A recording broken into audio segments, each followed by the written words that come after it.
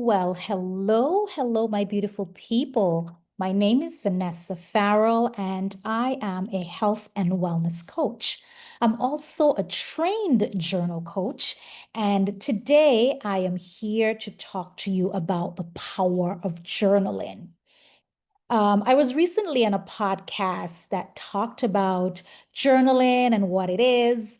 And I was so inspired and encouraged by the number of questions that I've been getting, and folks who've been reaching out to learn more about journaling. So it's a powerful tool, and I want to get the whole world journaling. But let's start. Let's let you and I start doing journaling today. So, as I said, journaling is a powerful tool for self-discovery as well as personal growth. I find when we do journal, we want to encourage ourselves not only to be consistent in the journaling process, but to also be honest because it's your journal, and hopefully you are the only one who's going to read it, and you want to be able to go back and see what it is you wrote in your journal. You don't need to have a particular skill. You don't need to have no experience. You can start from scratch. All right. So, in terms of, the next step, we talk about the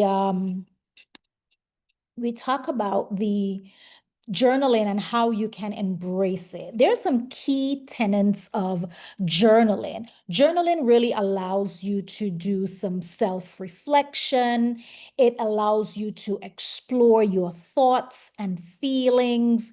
It helps you to understand yourself better, and it also helps to promote growth through regular practice. So, if you're a journaler, you're just starting out, you may want to decide when during the day you want to journal, whether it's the first thing in the morning, maybe it's during your lunch break, or maybe it's in the evening that you will start journaling. Just develop a consistent habit. Sometimes as journalers, you may fall off, you may not do it every single day, but at least you want to be able to carve out a time. So if evening works best for you, then do that. If it's in lunch or afternoon, but just develop a special rhythm for yourself. As I said before, honesty is the best policy when you're writing your journal. Writing in a journal could be extremely therapeutic, and you want to make sure that what you're putting in your journal is really coming from the heart. And it's a way that you can go back and really see the progress that you have made. And if you're honest with yourself, you can see the growth that you have made through the process of journaling. Now, there are different types of journaling, and sometimes people don't know where to start. And I would always encourage you to start with gratitude journaling. So, gratitude journaling helps us to cultivate positivity by reflecting on and appreciating the good things in our life. It helps to foster a more realistic and optimistic outlook on a daily basis. So think about the small things. It doesn't have to be big things that you are grateful for. Just think about the small thing. You woke up this morning, you were in your right mind, you have a job that you're able to go to, you have loving family and friends, there's a roof over your head. Just the small things, even the chirping of the birds is another way to express gratitude. And actually, the 21st of September is National Gratitude Day. So, just think about all the things you're grateful for and grab a pen or a pencil, a piece of paper, and just jot down those things that you are grateful for. Now, there is another concept called bullet journaling. And in bullet journaling, it's another way of writing list. A lot of folks, like to get up in the morning and you like to write the list of the things that you need to do today, whether it's at work or around the house. And just that satisfaction of checking stuff off. So if you think you're not a journaler and you're writing lists, you actually journaling. So it's a good way to keep track of what it is you have on tap for the day. It's good to write your list the night before, and then in the morning, you can start afresh. So I encourage you, if you're a list writer, try to create that list the evening before. Then there is art journaling. And art journaling allows you to express creativity through drawing. Sometimes you're sitting there in a meeting and you just want to doodle and just, draw things. That's another way of expressing yourself. So, grab that piece of paper. You might want to put some colors to it, or maybe it's just a pen and paper or pencil and paper, but it is a therapeutic way to explore your feelings and your thoughts through your artistic endeavors. There's also stream of consciousness journaling, and that's where you put the pen to the paper and you just begin writing no matter what. It doesn't start for maybe about 3 to 5 minutes, and then you don't need to edit yourself, no grammar corrections or anything like that. You just pour your heart out. And then there's travel journaling. And the travel journaling allows you to capture those experiences that you might have had on your travel experience. And so it's a good way to go back and look at those memories that you have created on your travel.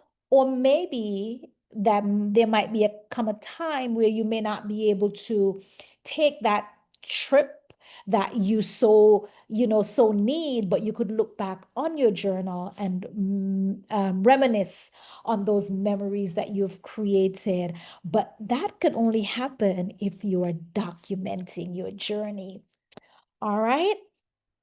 And then the next thing I'd love to touch on is some of the path to growth for journaling. So the key tenets of journaling is that it really encourages you to do some self-reflection. It allows, as I said, personal growth. And if you develop a consistent practice, you'll be able to, get in touch with those thoughts and feelings that sometimes could feel in some way, all over the place.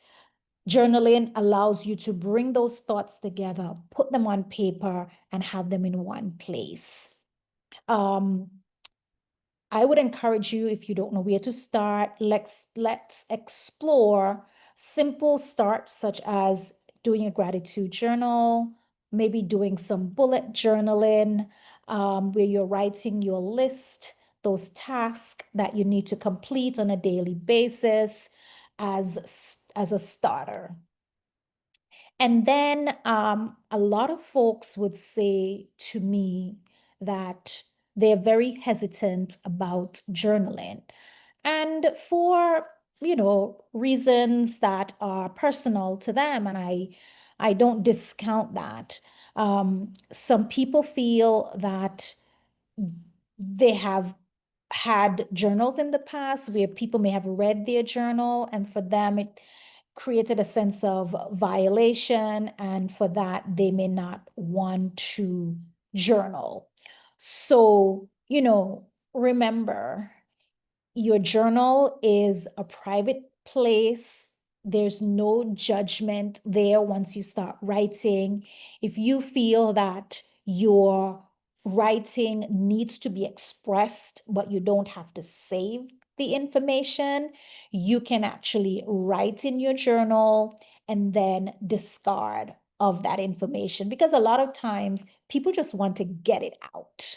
So once it's off your chest, you can dispose of your journal. Other people like me, I like to keep my journals. I love to go back to read them. So you might want to hold on to your journal. Um, if you're, short on time for journaling, maybe just do short entries. If you feel like you're scrambling for time, you may not have time to do it, just do some short entries in terms of what it is you want to journal about at the time. Another thing that helps if you have prompts, so maybe affirmation cards you might want to journal on.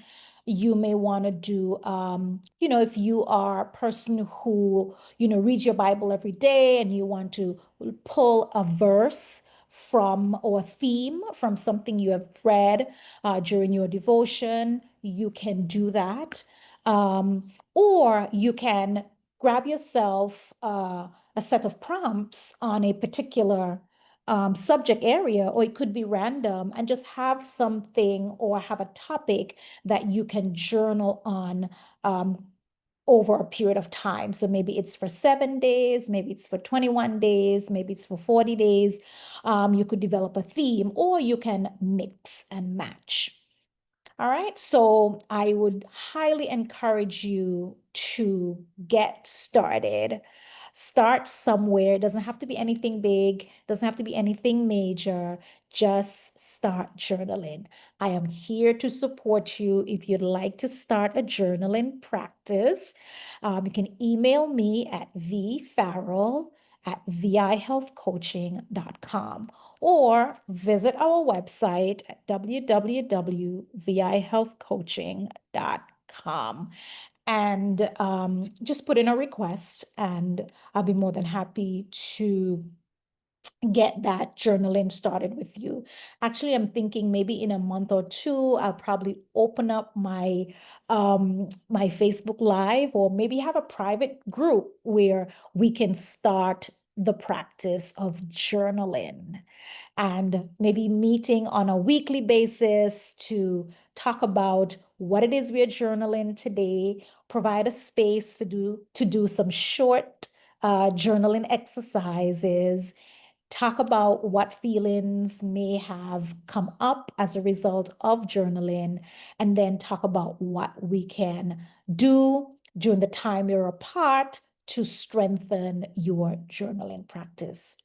All right, so thank you for listening, and I hope that you will grab that pen and paper and start journaling. All right, thank you so very much.